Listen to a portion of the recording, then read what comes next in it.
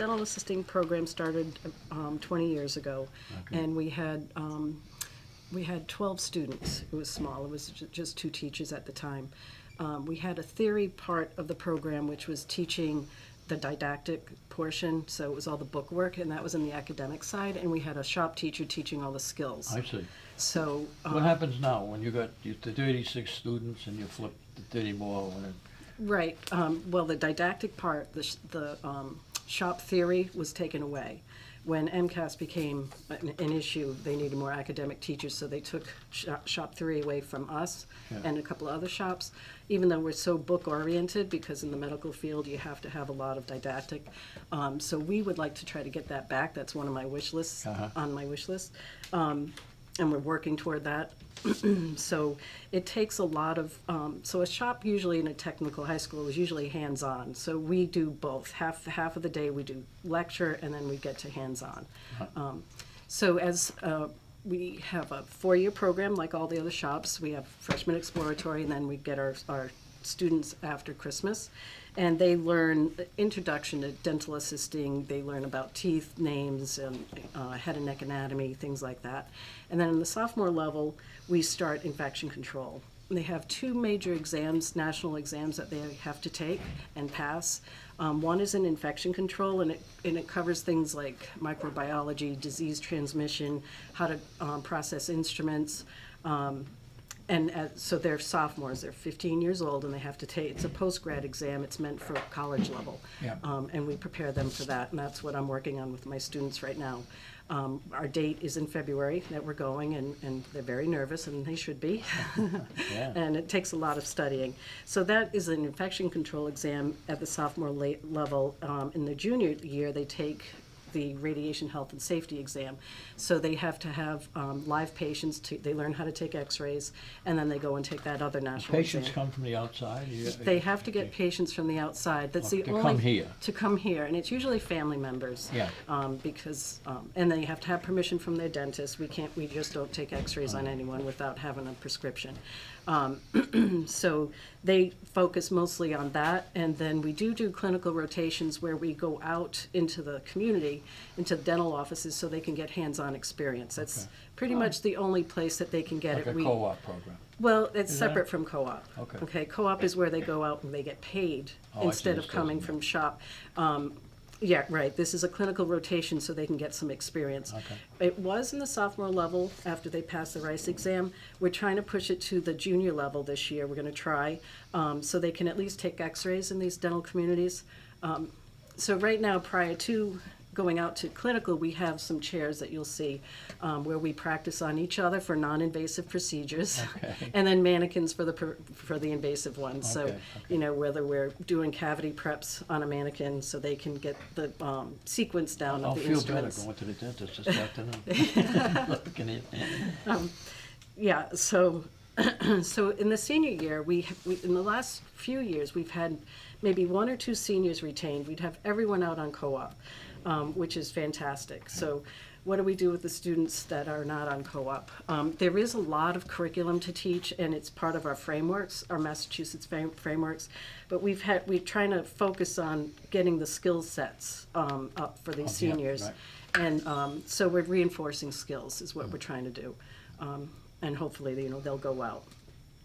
We would love to have a dental clinic here where we could bring in dentists and service our community, service our students, and in that way, the students could stay here for their clinical rotations.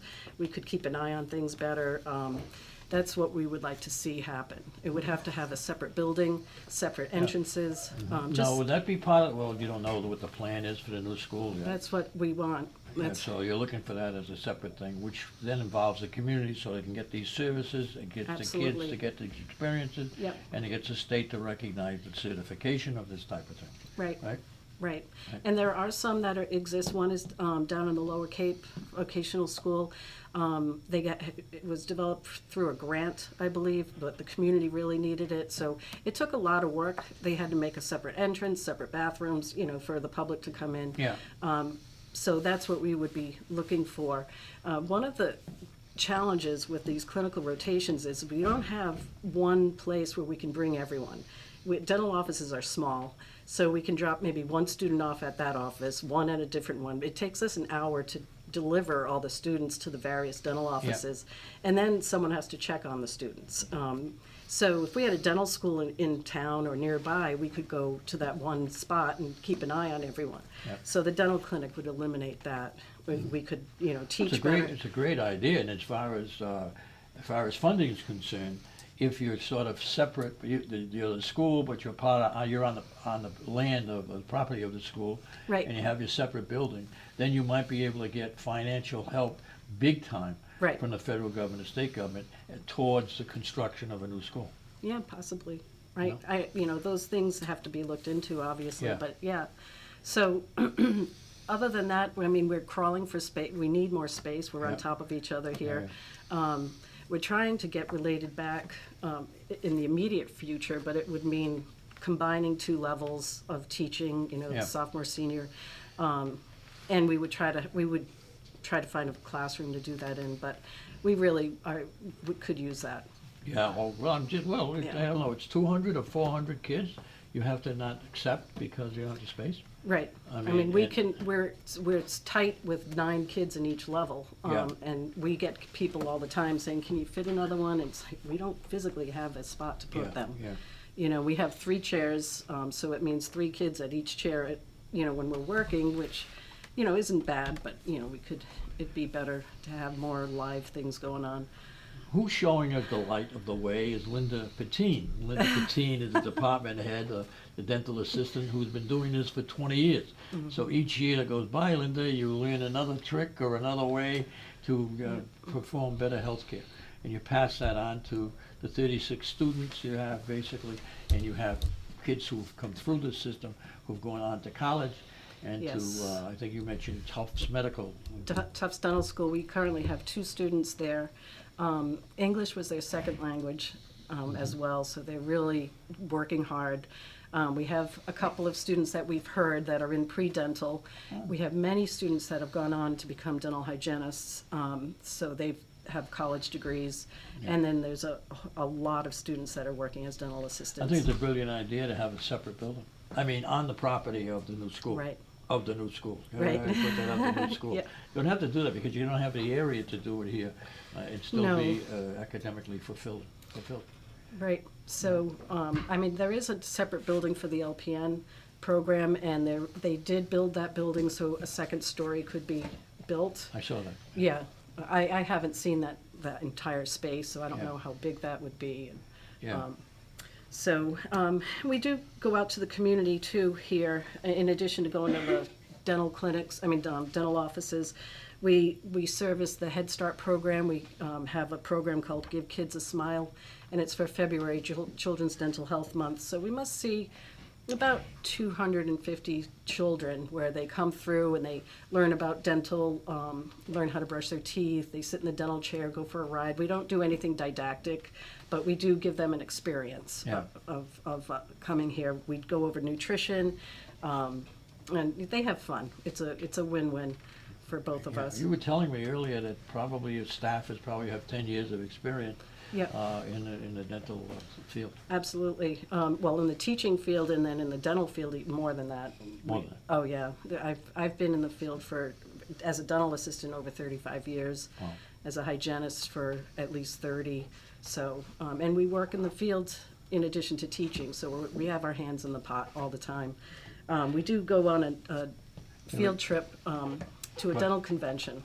Okay. When we bring all the students in, we take a class so they can see what it's like to be a professional and maintaining their credits, for their licenses when they get one.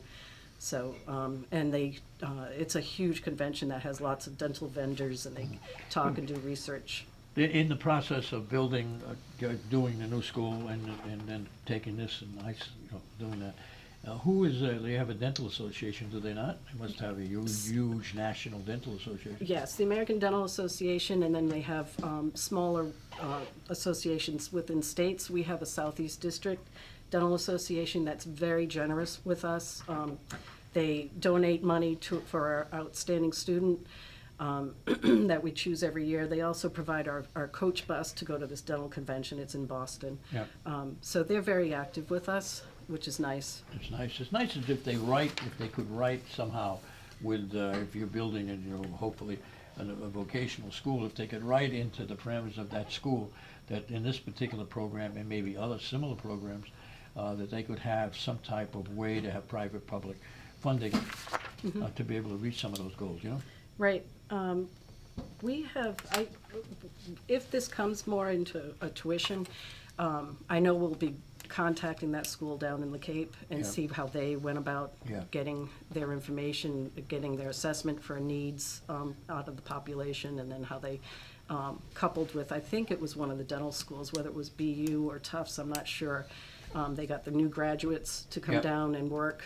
I'm not sure how that all worked, but Yeah. I know that there's information that we can get. Definitely something to look at because of, the way, it's growing. Yes. It's not gonna go anywhere, and I know there's a public service, with all of the insurers of dental work and vice versa, Right. there's a way to, kind of co-opt that in a way that the people have an opportunity to have, something comparable to the healthcare. Absolutely, and it's so hard for people with government health insurance to find providers. Yeah. Very, very difficult. Oh, yeah, and it's gonna get worse before it Right. gets better unless something's done about it. Right. Anything you wanna add before you take me around to your establishment? I think that's it. I think I covered everything I wanted to talk about, so thank you. Going to be processing some instruments for us after they're used on a patient. We carefully process them, wrap them to go into an autoclave. This instrument is a hydrum, and it washes our instruments for us, so we don't have any hand touching on the instruments. I got it. It prevents any kind of punctures.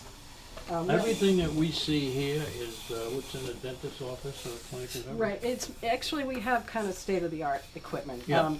Not many offices will have this machine to wash instruments, but they have a smaller version, which is called an ultrasonic machine, and it's all work practice controls and engineering controls, so we don't hurt ourselves. Okay. It's there to protect us. Especially when you're teaching. Right, and so Especially when you're teaching.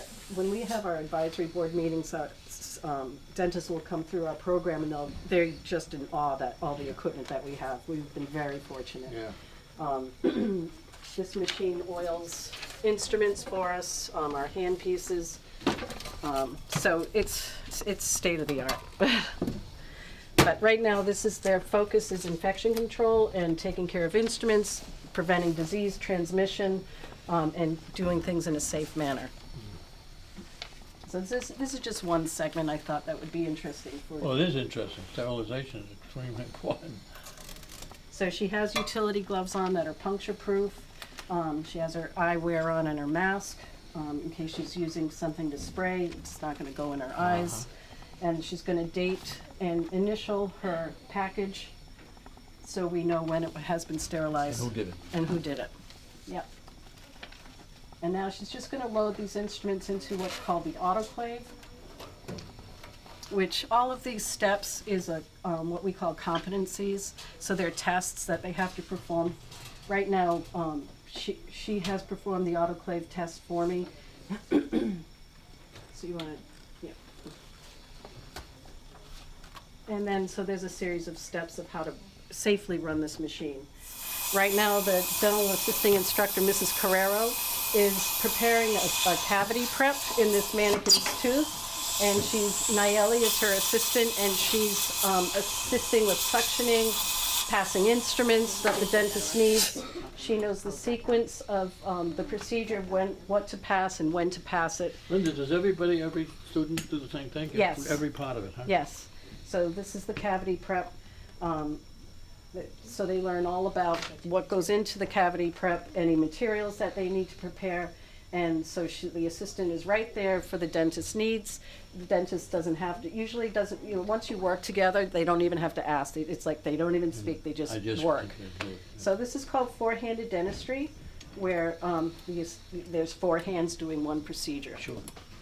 Okay, so something that becomes a real skill. Very good. Okay.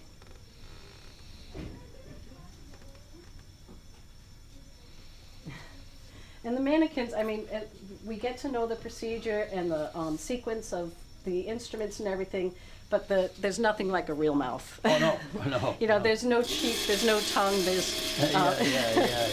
so It's funny that I am going to the dentist this afternoon, so this is great. I'm getting a little, I'm going to a dentist this afternoon. I got my eye on you. Excellent. and it's fun for us too, because, Yeah. you know, we get to do more than just lecture, we get to get our hands in there. Well, it's all hands-on. Yeah. I think the whole school is a hands-on thing with every the kids. Absolutely. They learn so much. I mean, see the enthusiasm when I said new school. Hey! Oh, yes, yep. But I would, All right. I would try to put somebody, influence somebody in that whole process. I will, about they should have a separate building. And maybe Yeah. they can go after the United Dental Foundation for a public-private partnership. Right. I don't know who yeah. else is doing it, I mean, but why not? But if they could, if the educational facilities decided, hey, why not? Why not get Partners somehow. something like that that Right. can give the people some type of clinic that works with experience and educate the public. Give There's back no to reason the why we community. should be backward to any other country, by the way. Right, Not with our children, right. not with the time we should put it to. All right, peoples, thank you. They have lab coats on, but they still have their freshman shirts. They just started the program a week and a half ago. So we got our new class after Christmas break. So that's this area. This is our dental lab, as I mentioned. So they're doing their safety testing on OSHA. They have to pass. Say it, hi, freshmen. Hi. They're just the beginning of their career in dental assisting. This is their first step, and this is their teacher, Mrs. Solo. These are our juniors, and they're studying the radiology right now. They also have a national exam to take in radiology. That'll be coming up in March, I believe, is your target date. So they learn how to take x-rays. They're going to be working on live patients, taking x-rays. And Mrs. Wicks, you have something going on for us? Yes. We will have a student doing some manual processing. So Courtney, if you don't mind. Mrs. Wicks is our junior teacher. Hi. So I teach radiology. So the students learn how to take x-rays the traditional way with traditional film as well as with digital. So Courtney here is going to demonstrate how we process those manual films. So when they go into the processor, they look like this. And when they come out through chemical reactions, they will have an image on them. Okay? So Courtney, go ahead. How many do you want me to put? There's 3 in there. They're doing digital, processing x-rays. This is Mrs. Wicks, our junior teacher.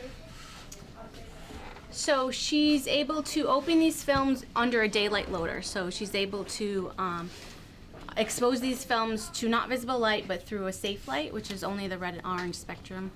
And then she'll put it through the processor. It goes through a developer and a fixer and a washer and a dryer, and then it will come out with that permanent image on the x-ray. This whole process takes about 4 to 6 minutes. So that's the traditional x-ray with skulls.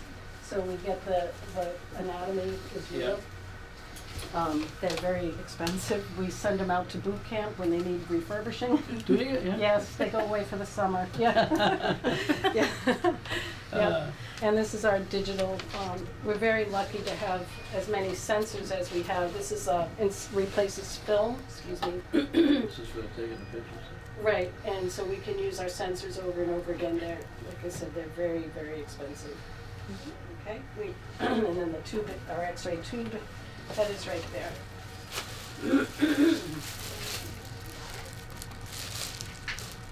All right. Also, you got it the ring, so you know where to put it. Exactly. Exactly. Positioning indexes, devices, is that the? Being alignment device. Being alignments. All right.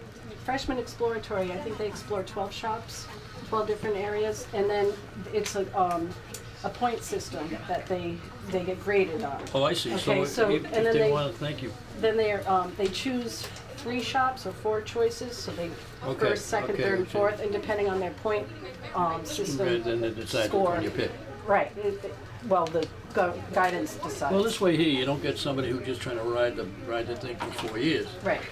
This one here, where you know they're going to be interested in doing it, because they have to start pointing a point if they want to stay in that particular thing. We get a lot of people that parents push dental, you know, Yeah. because there's jobs. Oh, And, yeah, sure. You know, so I wanted you, Mrs. Wicks, to speak a little bit, if you don't mind. And, Not at all. and this is the question that she has for you, because she's pretty unique. And, well, Priscilla? she was in our first graduating class, and now she's back here as a teacher at Diman. Ah. So, and well, I'll let her talk. Priscilla, explain to me how your experience at Diamond has you led you back here to teach. So I was the first graduating class from this shop back in 2000, and upon graduation, I got a job as a dental assistant, and to this day, I'm still there working part-time. Is that right? Yep, 17 years later. So it's a structure that they have here that attracts people to want to go on. Right. Not just teach, but to go on to the business itself. It's not like I took the course, see you later, that kind of thing. Right. It's set up so that what happens is you have to show interest by the point system Linda was talking about. Right. In order to stay with the dental clinic, so that that's where you want to finish. Mm-hmm. You know? And it truly, this school truly gets you career ready and college ready, in which I did both. I went to college right after high school. Which college you go to? I went to UMass Dartmouth. Okay. Got a bachelor's in finance, and then I went back to school for hygiene. So back to school for dental hygiene. So this school is unique in it gives you such a quality education, but it also instills like these core values and builds character and integrity and dignity that is just invaluable. Phenomenal. Yes. Well, congratulations. I'm sure they're the better benefactor of you coming back, Priscilla, believe me. Thank you. Thank you. Actually, I'm going to ask you a question, okay, as a student here. Why did you pick this shop? I picked dental assisting for two main reasons.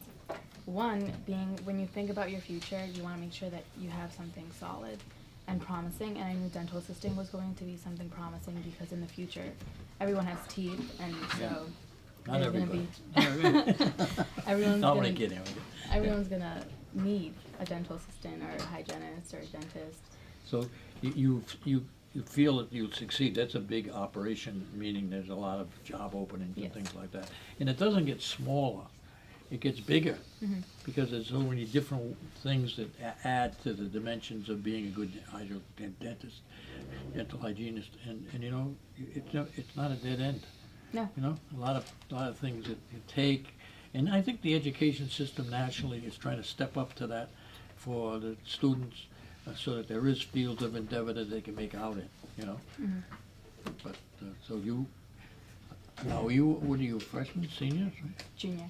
You're a junior. Yes. So you have the rest of this year, and you have next year Yes. to set the world on fire, right? And you will. And you will. Thanks. Thank you. Thank you very much. Yeah, we have students that come to our program that English is their second language, and Ashley is actually helping a sophomore learn the study material in her own language. So if you want to, Right. she speaks What Spanish. language was it? Spanish. Spanish. Yes.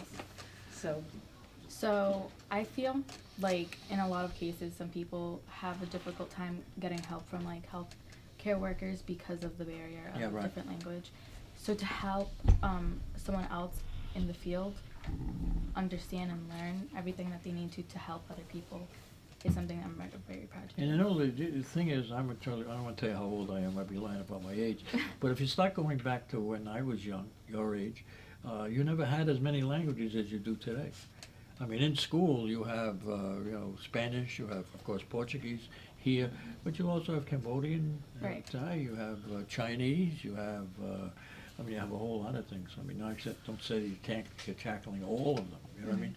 But at least it's the effort that you're putting out to get somebody into that next parameter to be successful is admirable, okay? yeah. you. Right. Good, Okay, good. thank you, Thank you. Ashley. Thank you. Linda Patine, I've known you and your family for a long time, and what a comeback. I mean, me to come back and Diamond to see you and know your dad and your late mother. I thank you very much for, letting us into your world of successful people and showing us that how they really embrace your work and your assistance work around here. Diman is a wonderful school. Diman offers opportunities for people everywhere, and it'd be nice if we could help to expand Diman's curriculum. And then I will suggest that in the case of dental assistants, that they should be looking for another building in the building code. Now, I will do that and Thank say that because this will be it, and we've talked about it 2 or 3 times. But if you're out there watching this show, you think about the careers that Diman offers you, and this is one highly educated, highly viable community, and this is the way to go. So, to my former neighbor Thank you. and teacher of great prowess. Thank you, Thanks. Linda.